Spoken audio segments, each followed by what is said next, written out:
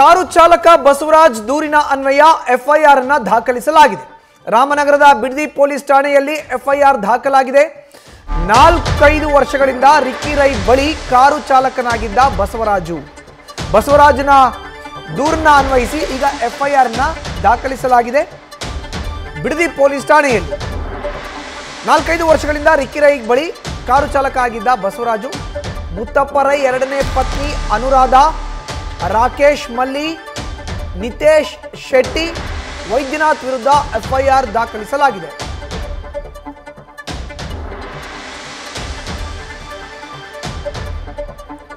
ಹೆಚ್ಚಿನ ಮಾಹಿತಿ ನೀಡ್ತಾರೆ ನಮ್ಮ ಪ್ರತಿನಿಧಿ ಅಂಕಿತಾ. ನೇರ ಸಂಪರ್ಕಕ್ಕೆ ಜಾಯಿನ್ ಆಗಿದ್ದಾರೆ. ಅಂಕಿತಾ, ಈಗ ಕಾರು ಚಾಲಕನ ದೂರನ್ನ ಆಧರಿಸಿ ಎಫ್ಐಆರ್ ದಾಖಲಾಗಿರುವಂತದ್ದು, ಎಫ್ಐಆರ್ ಅಲ್ಲಿ ಇರುವಂತಹ ಅಂಶಗಳನ್ನ ಉಲ್ಲೇಖಿಸೋದಾದ್ರೆ ಅಂಕಿತಾ.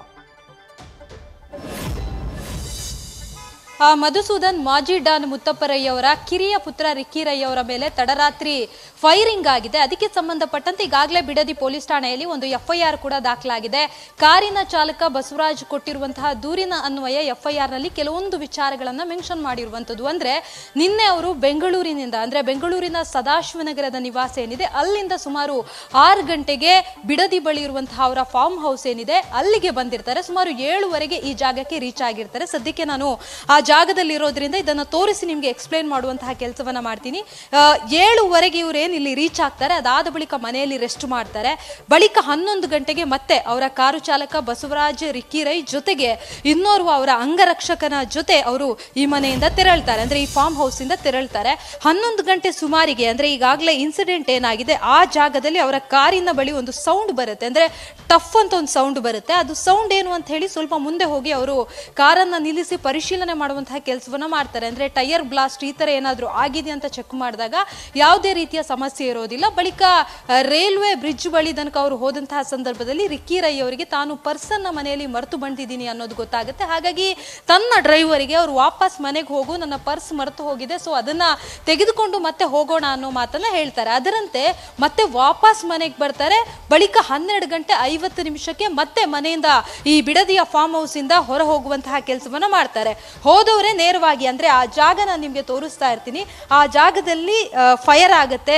2 ಬಾರಿ ಫೈರ್ ಆಗಿದೆ ಅನ್ನೋದ್ರ ಬಗ್ಗೆ ಈಗಾಗಲೇ ಮಾಹಿತಿ ಸಿಗ್ತಾ ಇರುವಂತದ್ದು. ಪಕ್ಕದಲ್ಲಿ ಒಂದು ಕಂಪೌಂಡ್ ಇದೆ. ಆ ಕಂಪೌಂಡ್ ನಲ್ಲಿ ಇರುವಂತಹ ಒಂದು ಕಿಂಡಿ ಏನಿದೆ ಅದರ ಮುಖಾಂತರ ಏಕಾಏಕಿ ಅವರು ಹೋಗ್ತಾ ಇದ್ದಂತಹ ಕಪ್ಪು ಬಣ್ಣದ ಫಾರ್ಚುನರ್ ಏನಿದೆ ಆ ಫಾರ್ಚುನರ್ಗೆ ಫೈರ್ ಮಾಡ್ತಾರೆ. ಆ ಸಂದರ್ಭದಲ್ಲಿ ಮುಂದೆ ಬಸವರಾಜ್ ಡ್ರೈವರ್ ಜೊತೆಗೆ ಪಕ್ಕದಲ್ಲಿ ಗನ್ ಮ್ಯಾನ್, ಹಿಂಬದಿ ರಿಕ್ಕಿ ರೈ ಅವರು ಕೂತಿರ್ತಾರೆ. ಆ ಫೈರ್ ಆದಂತಹ ಸಂದರ್ಭದಲ್ಲಿ ಅವರ ಮೂಗಿಗೆ ಕೂಡ ಇಂಜುರಿ ಆಗುತ್ತೆ. ಅಂದ್ರೆ ಆ ಗನ್ ಏನಿದೆ ಬುಲೆಟ್ ಅದು ಅವ್ರ ಮೂಗಿಗೆ ತಾಗುತ್ತೆ. ಅದಾದ ಬಳಿಕ ಅವರ ಬಲ ತೋಳಿಗೆ ತಾಗಿರುವಂಥದ್ದು.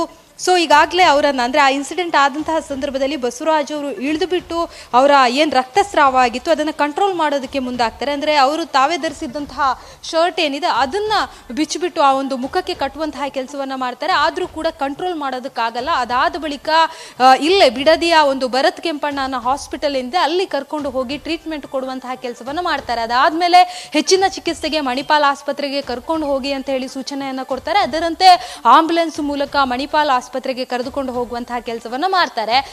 ಇಷ್ಟೆಲ್ಲ ಆದ್ಮೇಲೆ ಬಸವರಾಜ್ ಅವರು ಬಿಡದಿ ಪೊಲೀಸ್ ಠಾಣೆಗೆ ತೆರಳಿ ಒಂದು ಕಂಪ್ಲೇಂಟ್ ಅನ್ನು ಕೊಟ್ಟಿರುವಂತದ್ದು. ಅದರಲ್ಲಿ 4 ಜನರ ಹೆಸರನ್ನ ಉಲ್ಲೇಖ ಮಾಡಿದ್ದಾರೆ. ಒಂದು ಮುತ್ತಪ್ಪ ರೈ ಅವರ ಎರಡನೇ ಪತ್ನಿ ಅನುರಾಧ, ಜೊತೆಗೆ ನಿತೇಶ್ ಶೆಟ್ಟಿ, ಹಾಗೆ ರಾಕೇಶ್ ಮಲ್ಲಿ ಸೇರಿದಂತೆ ವೈದ್ಯನಾಥ್, ಈ 4 ಜನರ ಮೇಲೆ ಕೇಸನ್ನ ಮಾಡಿರುವಂಥದ್ದು, ಅಂದ್ರೆ ಎಫ್ಐಆರ್ ಅನ್ನ ದಾಖಲಿಸಿಕೊಂಡಿರುವಂಥದ್ದು. ಆ ಎಫ್ಐಆರ್ ಅನ್ನ ಆಧರಿಸಿ ಈಗಾಗಲೇ ಪೊಲೀಸರು ತನಿಖೆಯನ್ನ ಮಾಡ್ತಾ ಇದ್ದಾರೆ. ಅಂದ್ರೆ ಆ 4 ಜನ ಇನ್ಸಿಡೆಂಟ್ ಆದಂತಹ ಸಂದರ್ಭದಲ್ಲಿ ಎಲ್ಲಿದ್ರು ಅನ್ನೋದ್ರ ಬಗ್ಗೆ ಮಾಹಿತಿಯನ್ನ ಕಲೆ ಹಾಕುವಂತಹ ಕೆಲಸವನ್ನ ಮಾಡ್ತಾರೆ.